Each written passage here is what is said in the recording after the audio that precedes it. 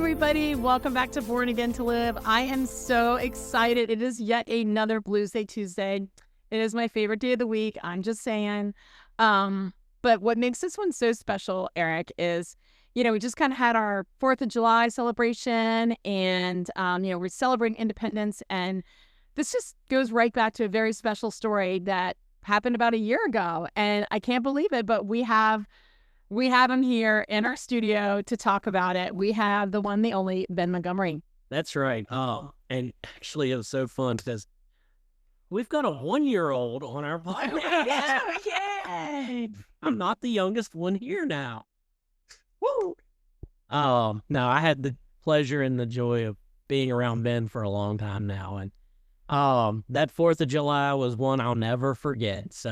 But I'm not going to steal his story. I'm not going to take away from him. But it wasn't that mission trip was amazing, and I know why we went on the mission trip now. Looking back, there was only one reason to go on that whole mission trip, and it was worth it. Yeah, absolutely. That's what God does. He's like, I'm going to make this whole thing happen because I got a little sheep I got to save. Yeah. Right? Yeah. All right, Ben, say hi to the people. Hello. Ben comes off as shy, but he is not, so we're going to get... It's a very edgy. I'm shy and not. Yeah, Ben's one of those, he takes you a minute to warm up, but once he's warmed up to you, he'll talk to you all day, so he's a good kid. Yeah. Well, and he's been working on fixing your burnt up house, Eric, so he might be a little tired today as well. But yeah, I didn't do that. That's right. And he's young. You got energy. All right, let's go, Ben. Which I guess he's almost on his 1-year anniversary of that job. Yes, it feels like it. This Wednesday is going to be a year since I've been at the job. Nice. Congrats. Came right back from the mission trip and went to work, so. That's so great. All right, I can't wait for this. All right, Ben, so first question we ask everybody is, tell us about your journey and how you got to where you're at with God. Well, my entire journey started really simple. I've been a preacher's kid my entire life. My dad has been a preacher at the Assemblies of God. But it's been easy to know God at an early age as a Christian, because when you look back, there's many people who have not known God more when they're in their early ages because the parents don't go to church most often. But since I've been at church my entire life, it's really easy to be close to God. But as a Christian, you're never going to get perfect. That I had to learn right in the middle of my chapter of life when I hit middle school and high school, especially high school, and when I started. But it's been really tough going through high school, knowing that there's not many people who follow God and trying to fit in. And that makes you think that you're the only one there, and then you try to fit in a little bit just to have a friend group, but then that friend group is not really godly, and it brings you down to the wrong path. But that's... Then after 10th grade, I had an encounter with God, but it didn't work out. After as soon as I started 11th grade, it just the entire journey I had vanished after a while. And then last year, on July 4th, I re-entered the life with God. That's pretty much how I'm going right now. But yeah, on the 4th of July, Ben was born again. And for anybody, I don't know, I gotta go through this as a movie. Ben and I were at the same tent revival and had the same encounter with God that night. And yeah, my story went a different direction than Ben's. That night, he got changed and got baptized too. And I just remember that he was good for a little while, and then I don't know what happened, Ben, and you said you went the other way or it didn't work, and I remember you went through a lot of struggles there for like 2 years, right? It was 2 years. Yes. 2 years, and then so anybody who was around Ben then, it was a little bit I don't want you to take this negative, but he was almost depressive. I was depressive. He was. He was hard to be around, and sometimes it was. But we loved him anyway. We loved him through it. And but that night on July 4th, I'll never forget the change. And I'll always say that when I was there and lucky enough to pray with him, his head went down to pray, and when he'd come up, there was light in his eyes. And I thought I was crazy. I mean, I'm not gonna lie. Shanda and I still talk about that. We were riding down the road to go to watch fireworks. And I said, Shanda, you see it too, right? And she's like, yeah, everybody sees it. Like, it was a different person. Yeah. And so that was always my definition of born again is Ben Montgomery. You're Yeah. We're going to put your face on the podcast logo. Did you feel that night too? Yes. Did you feel like that was that much of a change in your life? Well, as soon as I got home, I was more up spirit and all that. My family was talking to you the entire time. It was like, what happened to Ben? What happened to Ben? Why is he bright and shiny all of a sudden coming home from from New York now? And I never told them, but then they were like, okay, there's got to be something going on. And then I believe I said something or you said something to them. I think you gave me permission to tell them what it was. Yeah, it was more of that story. So they're like, yeah, I can tell a difference between my son from then and now. And I could tell a difference too, because one, I was not a guy who was just like sitting in the corner, just looking at everything, just listening. I was more of a talkative now. And there's been times where I was a little too talkative, and they're like, what is going on with you? Yeah, it was. You were talking, you were laughing, like Laughing, yeah, like you laughed a lot, and you would just sit down with us because before you would always retreat and get as far away from us as possible. And I remember one time, I think me and Eric were trying to have like just a one-on-one conversation. You just plop right down, like, "Hey, Ez, what are we talking about?" And we just chatted and laughed for and I'm just like, "What is up with him?" And like, I gotta say, to the outside world, maybe even to your parents, it's like, did Ben go to New York and like establish a drug habit? Like your behavior went from down and depressed to like almost like you were on uppers or something, and you wouldn't believe it unless you saw it with your own eyes. You're like, this is not the same Ben. There's like, was he switched with a guy that looked like him? Some kind of like, twin. I'm the guy that killed him, and I mean, right? It's like some sci-fi movie or something. But yeah, like you came back an entirely different person. It will forever be my definition of born again was that moment. Yeah. I never, and I mean, I went through one of those born again moments where I think I transformed like nothing else, but that was my definition of that's what it means. And that's why we do what we do here.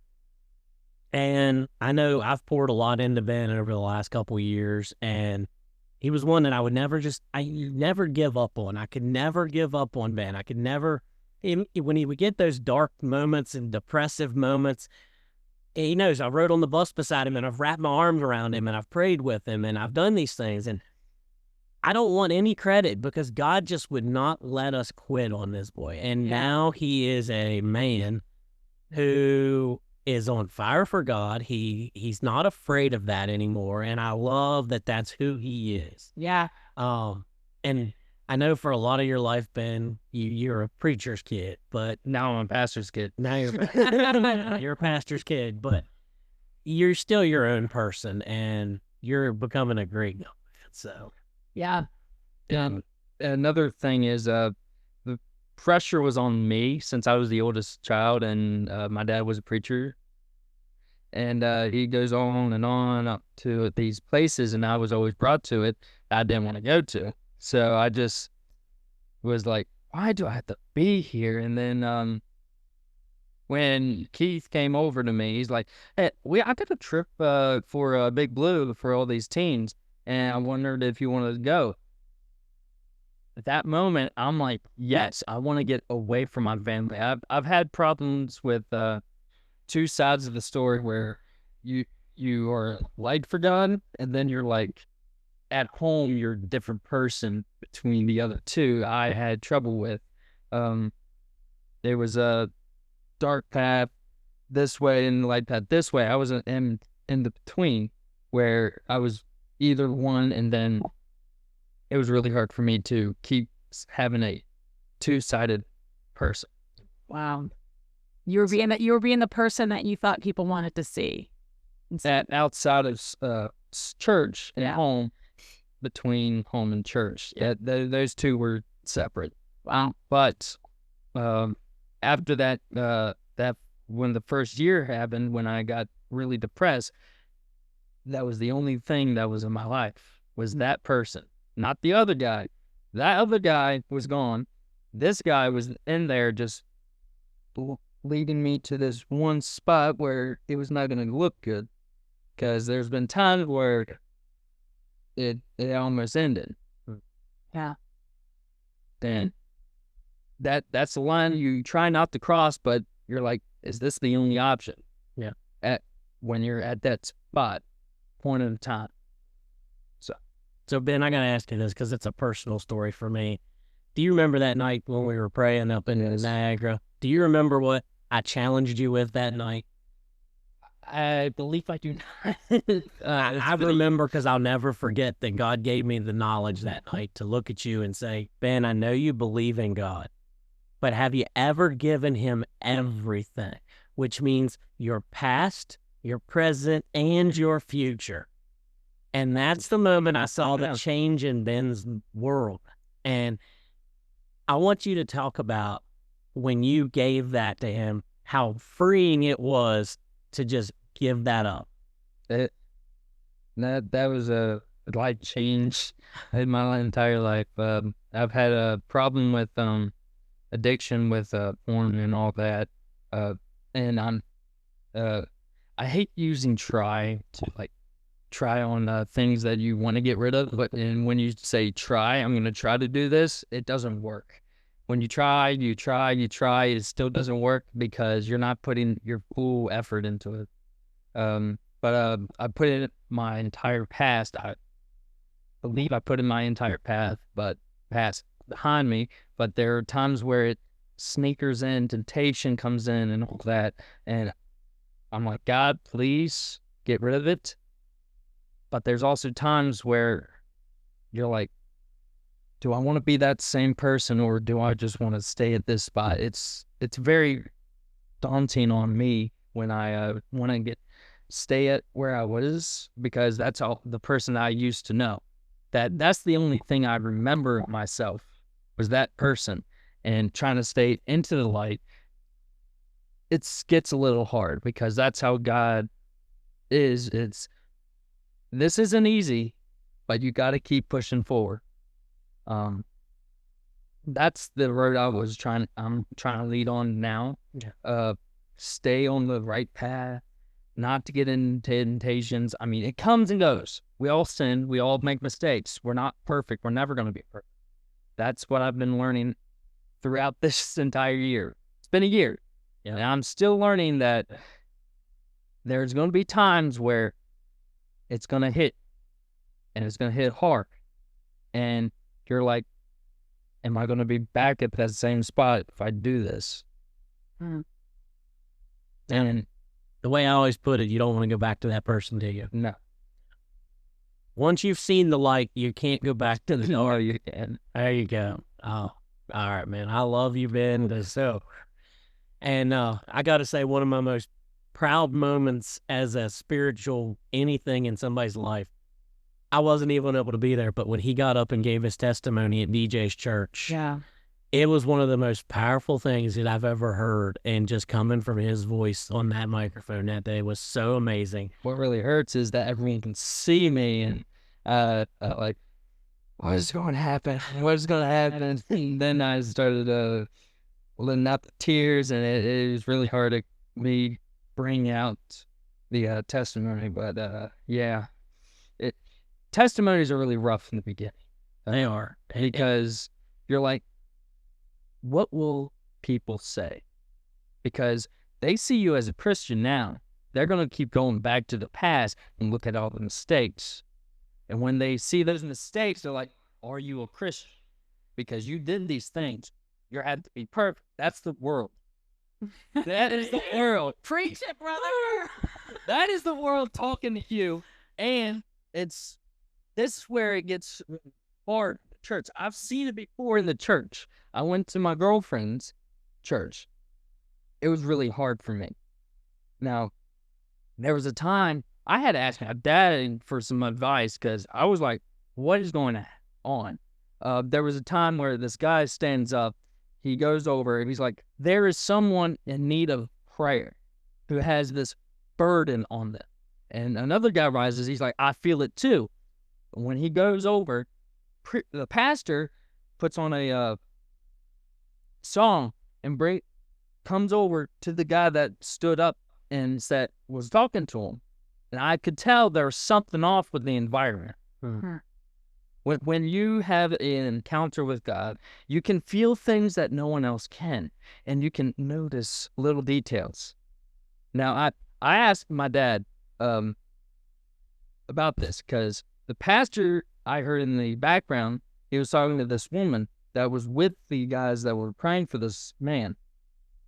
And he said, as soon as the guy stood up, I could sense there was something in the room that was not right. But the other guys felt something as well. And my dad was like, there's different gifts you have. And those gifts can help heal and move demons out of the people, all right? And there's also gifts of speaking in tongues and all this. There's different gifts. But you also don't know if it's the right thing. You don't know if it's the devil speaking, talking to you. The devil can go into the church and do something with the mind. And I can't explain it because I can't explain it how I did it to my dad. I understand. But it just felt different when you're in encounter with God, and there's part of the church that wants people to be saved, and there's also another part that also doesn't. But it has to be balanced. That's what my dad said. Everything has to be in the work and the timing of God. Yeah. And that's the thing I think too with your story is that it was all in timing. That same night that me and you were in the tent and we both raised our hand to get rid of that addiction and everything together. Timing was right for me, and maybe it wasn't for you, but it worked out that I was there for your timing. So, Yeah. I mean, it was a really cool way God can bring things together because I knew what you went through, and I was there to lean on all that time. And that's what I love about you, Ben, is you're open, you're honest, you're straightforward with everything with us. We're way getting longer in the day, but I don't care. Yeah, who cares? Who cares? You've been with Big Blue for a long time. You were here as a kid. You've been here since pretty much the beginning too, right? Mhm. Talk a little bit about what Big Blue meant to you through the last couple of years. Big Blue has opened the doors for every single person that has been here. It's touched certain people come to God. There's also times where there's kids that don't even know the gospel, and it's the right timing. For me, it was just a place just to get out of the house, just to like leave the environment, time to yourself, and have there was friends over as well. But certain times there's been times where I was like, do I really want to be here? Because I had like episodes here before, and that changes the environment for me throughout the years. Because you have passed here when you had episodes, and it really hurt my experience here those certain times. So You're talking episodes within yourself. yes, not here. Yeah, just wanted to clarify that with the listeners. I know what Ben's saying, but sometimes the words come out and people think something weird. But it was not episodes with others. It was episodes with episodes with myself at the time, because I had I was still fighting with myself. Yeah. I never gave my past to God. I didn't care about my future or present at the time, but I was always focused on past. And when there was certain messages spoken, it triggers my past or since back then, and it shows me all the things I've done. And it hits back to where, are you sure you got saved? It is when all the messages comes out, or certain things that has been said at here, it just triggered my memories, I guess, if you put it.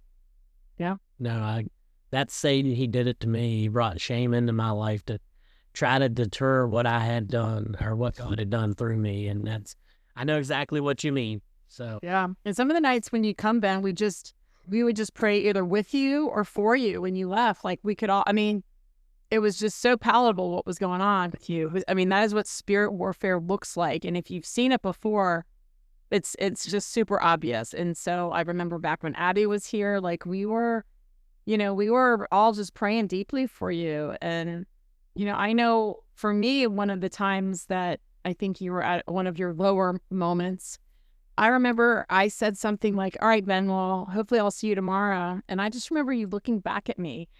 And, like Eric, you talked about how his eyes were different when he was born again. I remember you looked over at me and it wasn't you. Like, it was not you. It was somebody else was looking at me. And it was very scary. And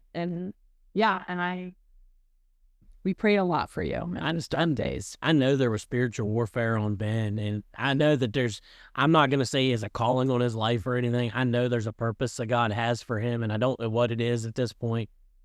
But there was a reason there was such a hard fight for him, because he would show up to Big Blue normal, man.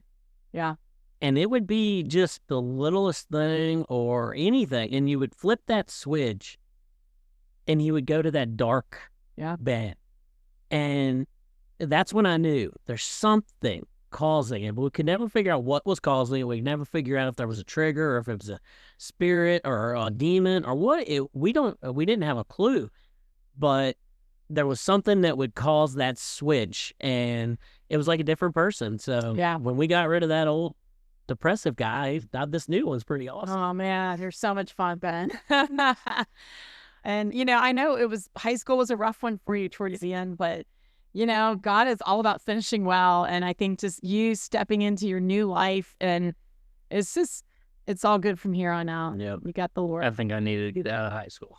I mean, that is hell on earth. Let's just all be honest, okay? School at that, as soon as you hit 11th grade, it's always hits the hardest because you got more stuff on your mind.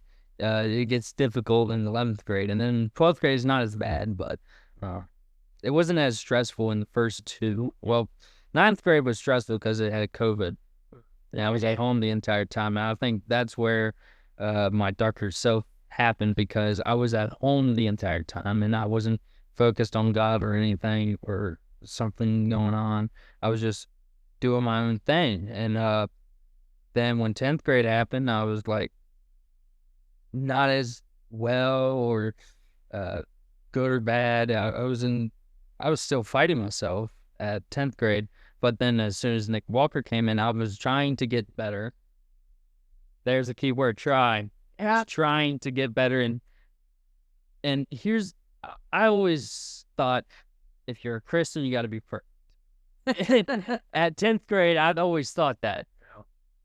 So when I gave my life to God, 10th grade, I was like, okay, I got to do something. I got to do something different. And when I hit the road, I was trying to get to that certain point where I left off when I hit down.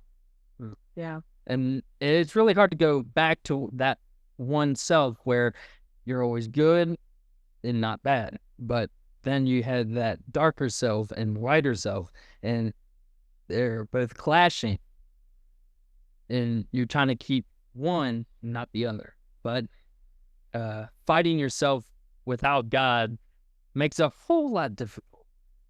Eric calls it the DIY. You just don't want to do it yourself. If you don't have God, it ain't happening. Yeah, that's what I was trying to do, because most people who come to God that are like, I've seen people who are like Christian and then get their life to God, they try to fix their broken self without it. And then go try to get back to God. But then when they try to fix themselves, they go back. That was me. So, And so deep. This is awesome. Then relationships also caused a big turn in my life. When I gave my life to God, I was like, okay, I think I'm ready to have a relationship. And I was looking left and right. And there was nothing, because my mind or heart wasn't set at that time. And I rushed things. And when you rush things in a relationship, don't tend to go. I just want to make that clear. I go well. He's giving you relationships. I know. Right? I feel like I'm being targeted here. Preacher Man Ben coming out here. But then as soon as that ended, my relationship before the one I have right now, thank God for her. But before, I was not a good person to that one person. Don't want to say anyone, but after that, I started looking for someone new, because there was a hole in me that said I needed to have someone to fill that, and God was there. So I was trying to fill a hole that was not there with someone that wasn't going to fill it. So it kept going on and on and on, and it just kept leading me darker and darker. And relationships, you got to beware of how you handle it, how you portray it, because if they're not godly, they're not going to lead you in the right path unless you try to help them go to that path. But me, I was not. I just wanted that person who they were and all that, and I was trying to change for them and all that. It just wasn't the right move on my part. And when I was going on and on, keep going for 2 years trying to look for a relationship, it was not going to work. So I was like, what do I need to do? Why can't I get a relationship good? And then I was like, okay, if this isn't working, I'm going to die alone. And that was my entire perspective on relationships. If it never worked out for me, I was going to die alone. But I was just trying to keep relationships going, keep friends, even if they weren't good to me. I was just trying to keep them. I was looking after everyone else and not myself. Yeah. It wasn't healthy. Yep. I think I was a toxic one in everyone else's life back in 2 years. I was looking after them and not myself. And now that I look at it, I was just selfish. Wow, that is some wisdom from God, because how old are you then? 19? 19. 19, guys. Almost 20. Almost 20. That's a lot of knowledge coming from. I was going to say that is a lot of knowledge. Oh. So I don't even have to really ask this question, but what's your favorite Big Blue memory? Well, I want to say outside of in Wardinsville. Oh man, I was gonna say, man. come on, that mission trip was awesome. I gotta say, the mission trip was awesome. I mean, Not just that one night, the whole trip. I loved working. Yeah. I got to use my hands so I can get my mind off things. Yeah. That's how I was. If you don't work, you're just gonna be lazy, and then you're gonna go into temptation easier. It's gonna be really easy to go into temptation. So I was trying to find work to get out of that temptation in 2 years, but I couldn't find anything because, one, I just didn't have the energy to do it. Yeah. Since I wasn't putting energy into myself. But then after that mission trip, it was I was like, I need a job. And then you give me a text and give me my first job at 18. And then I'll give a shout out to the guy. I just barely knew the guy. He's not really a friend. He's just an acquaintance. And I said, hey, I got this 18-year-old kid with no experience, and he wants a job doing contractor. And he said, I'll hire him. Yeah. And he sits here a year later and happy as can be. Yeah. That man. And I want to thank both you and guy Scott. I'm gonna say his name, Scott. Shout out to Scott. Yep. But he kept me in work, and it was really rough in the November and December because it looked like I was going to be out of work and had to look for something new.